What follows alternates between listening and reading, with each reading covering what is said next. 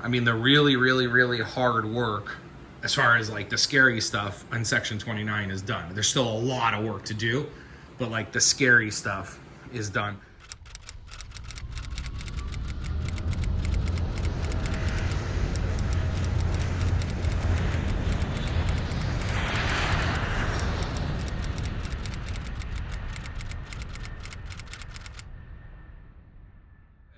We're gonna start doing the baggage door. So the instructions have you cut, this is 063, not the 125, to like 16 inches something, I don't know, it's in the instructions.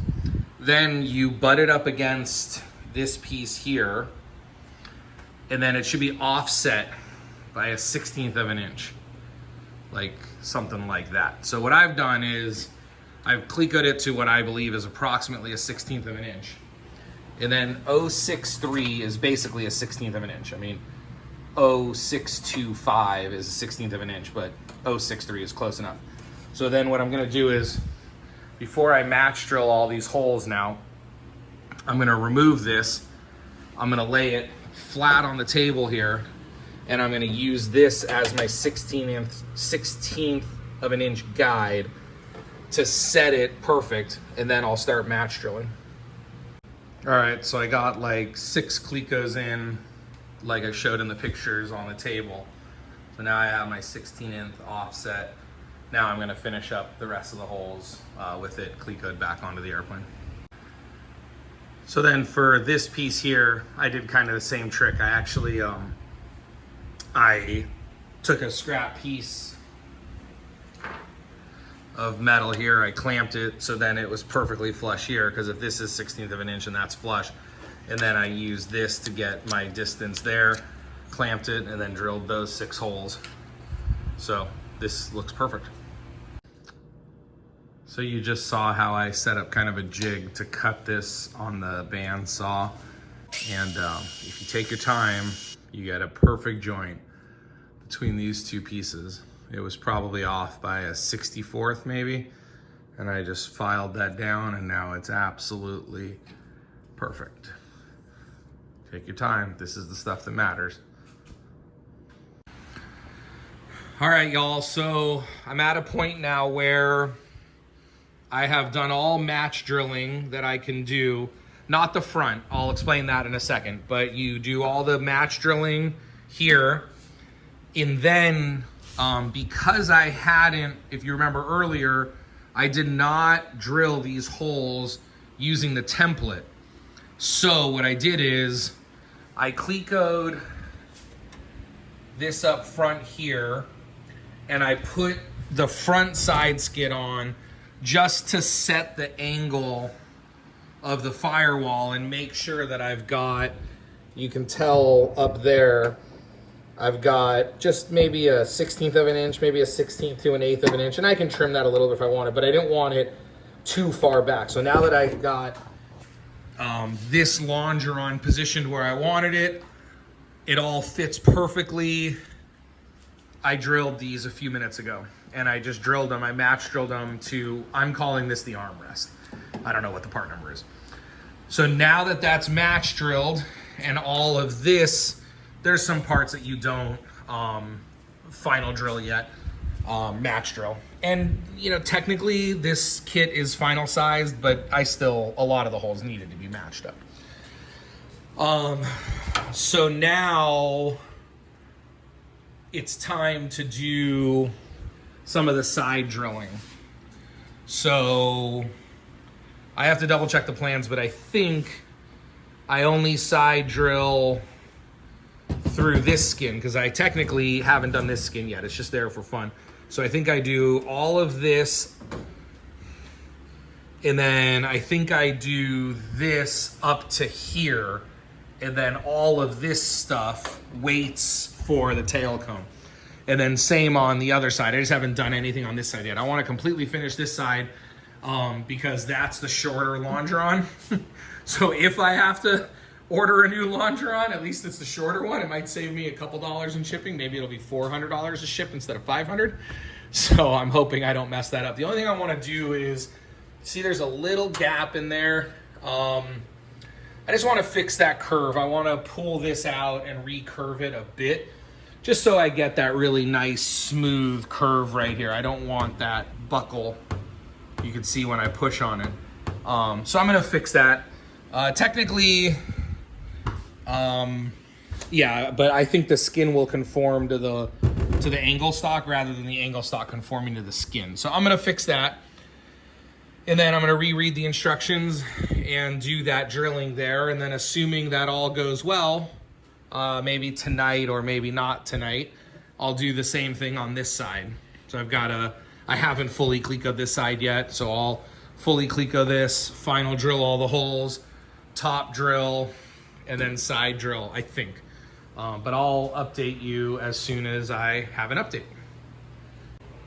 Okay, so I took everything off and I was able to cleco this onto the template with the holes I used. And I was able to get a better curve there. And I was able to get a better curve here to where, I mean, you could see now it almost perfectly lines up. It's off by like 1/4 of an inch, but that's no big deal. They just work as I'm drilling. So this was a little bit of a challenge. I got my tolerances, but it's close. The instructions don't clarify, but I assume we line it up here, which is what I did. So I sort of clamped all this together and got it lined up perfectly there with clamps. And then I drilled the first hole here so that way, before I did these, so that way this angle was clecoed to the skin. With these I had to take this one out to drill, but with these in, so this way this was all square. Then using this, I just got this in the mail a couple days ago. This is from Tight Fit Tool. You can get this at Aircraft Spruce, or Amazon has it. What a cool little kit. Great little tight angle. Comes with all the different sizes you need, short and long. It also has a little chuck, so if you want to use your own drill bits. And it also has some Phillips threaded. And I have some other threaded bits that fit in there, but nice little kit. It was like 80 bucks. I mean, there's better ones, but this works great. And so then using that, I was able to kind of get under here and drill the first hole and then cleco it, and kind of getting my fingers in here, I could line it up with the other hole and kind of work my way back. I mean, those are challenging. You're drilling from underneath. It's hard to keep it totally perpendicular. And you know, the two axes, you want to keep it like this and like that, straight. So a couple of them were off by a few degrees, but you know what, nothing that a expanding rivet won't fill the gap of. But again, I'm gonna call it a night here. I'm tired, and this was a lot of work, a lot of stress. You don't really want to mess this part up. Everything else to this is like kind of formed for you, so it's not really, but you got to kind of make the shape, and then I'm sure it'll all come together perfect once I get the tail cone on. But it's kind of like, you know, like this is the shape of the side of my airplane. I don't want bends and kinks and bulges in it, so you kind of want to do this right. But again, I'm really happy. I need to kind of pull on this a little bit. You can see if I pull on it, my center line comes into view. So as I'm drilling, I'm kind of pulling it. And then same thing here, center line comes into view. So, you know, we've done that before. Pretty straightforward. But tomorrow I will do up to here. This is where you stop. And I will also do this up to here. And then the other side. 2 days later. Okay, got all the side faces of the angle stock drilled, and looks great. We have no issues with clearances. They're dead center on the line I drew. Now up here, you only go as far as here, so you don't drill any further. And then here, you go all the way to the end. I have a little extra that I'll trim that off later, but I just left it there to make sure, and I can trim it later. But all right, now I'm gonna do the other side. So I'm gonna drill the top part like I did. I'm gonna take out the angle. I'm gonna put it back on the template, make sure it's all perfect, and then I'll start drilling it. All right, so like 95% of the stress of section 29 is done. There's still a lot of stuff to figure out. It gets really confusing. There's some flaws in the instructions, and you'll check the wiki for that, and I'll try to update you about what gets dimpled, what gets countersunk. There's been some confusion in this area here. But again, I haven't done any of this part yet. So the stress was getting the edge tolerances, you know, so the trick of waiting to drill here, I've set it perfect. I just did all of the drilling on the long one. That's the one you're really afraid of because that's the one that's like $500 to ship. My shaping is good. My edge, it's all centered. So I mean, I'm just really happy with how this all came out. I want to thank Eric. I want to thank Michigan Matt. I want to thank anyone else that I spoke to. You know who you are, and thank you. And I hope this video helps you guys, because this is a very stressful section. There's been a lot of problems with it, and so I really wanted to document this well for you. Every tip I got worked, so everything that I did in this video is exactly how I would do it again. So now I'm going to look at the instructions and see what we do next, but I think we get started on the front section now. I didn't want to film the technique I used for bending the front skin because it was a challenge and a little confusing, so I wanted to make sure I got it right before I film it. So I'll film some tips on the other skin, or the left skin. I'm sorry, this is the left. I'm gonna do the right skin now, but I'm very happy. There's no crease here. I mean, a small, tiny little crease right here, but even the instructions tell you to do that. But everything lines up really well. So you have kind of this very aggressive 90-degree almost fold here. But again, I mean, you can't even really tell that it's creased. It's more just really tightly radiused. And then it fits up here nicely. So this one was way harder to bend than the rear skins. But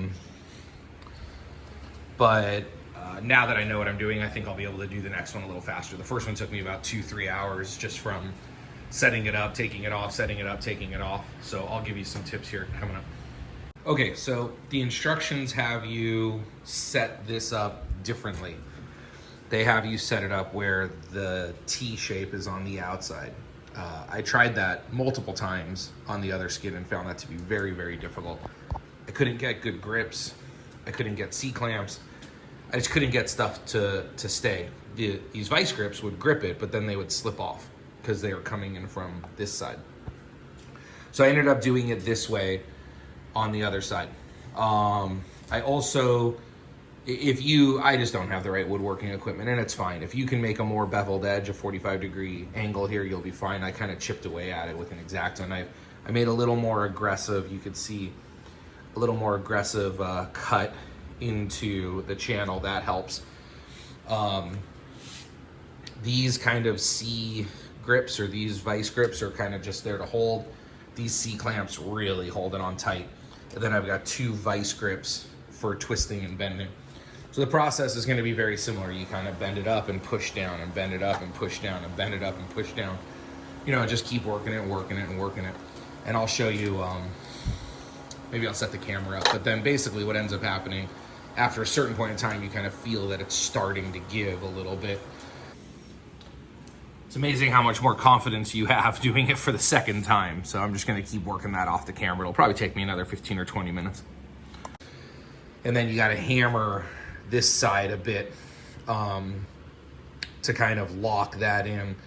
What I found on the other one is as long as this is pretty much at 90 degrees here, maybe like 85 degrees, this doesn't matter as much. I think the instructions say 60 degrees, and that seems about right. But this is pretty flexible. Once you start clecoing it, it's this part that needs to have near a crease in it. All right, you're gonna have to bend this little guy. So you just make a mark, you connect it to the airplane. The instructions are pretty obvious, but here's how I'm bending it. I just kind of clecoed pretty far apart and then squeezed that part in there and then put these vice clamps on. And then I just got in the mail these Knipex pliers. Man, these things are epically amazing. Look, you can space them out and then they squeeze square. I've heard people say, sorry, it's hard to do it off camera, but you could actually squeeze AM3 rivets with these in tight places. So these things are amazing. But I just get on there and bend it. Super simple. I won't be able to do this with one hand, but I just put that on there and then bend it down. Easy. All right, so I've got all of the holes match drilled here to the longeron. Drilling into the flat part, not the pieces that go like this, but the piece that goes like this. Should not be stressful. Just clamp a piece of wood back there. On this one, you just kind of have to do the best you can if you're alone to kind of reach around and hold a piece of wood in there. But again, shouldn't be stressful. Do this part last. Get everything lined up and everything and final drilled, and then drill these. Some of these had a hard time aligning, but we got it good enough. All right, so now we take off the side skin, and then we have to drill some holes into the longeron here. Oh, there's a template for it, this piece right here. And then we have to do the drilling into the part that's stressful. So I'll update you on that when I get there. Okay, so this is the part that I've been dreading. It's all drilled, at least to the steel. The last few holes will be easy to do. Underneath was really no problem at all. That one lined up better and I was able to transfer holes and see. Came out great. I know it because I can see where the holes are. I put this piece of wood here and kind of C-clamped it on to bring it in. And I'm gonna go ahead and pull all these out and take a look at the steel and see how we did. Underneath was really no problem at all. That one lined up better and I was able to transfer holes and see. Came out great. I know it because I can see where the holes are. I put this piece of wood here and kind of C-clamped it on to bring it in. And I'm gonna go ahead and pull all these out and take a look at the steel and see how we did. So it's totally acceptable according to the instructions to cut a little bit off of there. I'm gonna do the same at the bottom so I can get to that last hole there. I'll do the same thing at the bottom there. So these are terrible pictures, and as you can tell in this one, the holes are just jagged because the paint chipped and they haven't been cleaned up yet. But the technique worked. The edge distances are perfect. I discovered, as you could barely see in this picture here, I'm going to zoom in on it, that if you can clamp it down to where the angle meets the side of the U-channel, that will give you perfect edge distance. So do the best you can. Like you can see this one's not quite matching yet, but when I put a little piece of wood on there and then the C-clamp, that angle hits perfect, and that gives you the exact edge distances you need. All right, so I've done all the drilling on this side except for now the top and bottom faces of the weldments. So what I did is I clamped these on and I just did some circles on the last three holes, like with my black Sharpie. And then I took it off just to see if I had the edge distance I needed. And I did, on both the bottom and the top of that one.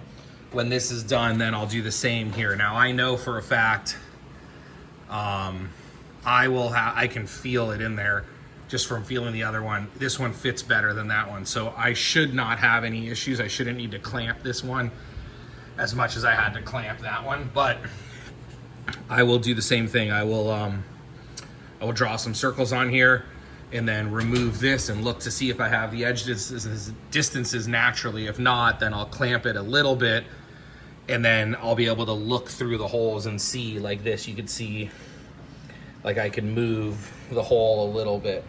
Not that I want to, because again, these are perfect. Also, it helps. I put a screw and a bolt through this hole. This is an 832. It is not a final size bolt, but it was enough to kind of just put some tension where the engine bolt will go and kind of squeeze it together. Yeah, so I'm going to drill those. and then drill these. And then, I mean, the really hard work as far as like the scary stuff on section 29 is done. There's still a lot of work to do, but like the scary stuff is done. This was a challenge, no question about it. I think I've shown you. You'll need an angle bit like that with threaded. This one I got, you can get it at Aircraft Spruce. It was like 89 bucks or something. Works great. I don't know the different sizes. I was looking for a number 12, and this one was like a few hundredths or maybe a few thousandths. I don't remember bigger than a number 12. So that's disappointing. I would have hoped that we had like 30 or 40, 30, and then like 12, something like that, like the ones we use the most. But either way, it does have a chuck that you can put your own drill bit in, which is kind of cool. But I was able to, for this part, I was able to Cleco the template to right here, and then just kind of pull this off a little bit and just drill straight down. I didn't need the angle bit like I thought I would. But yeah, I'll get all this finished and update you.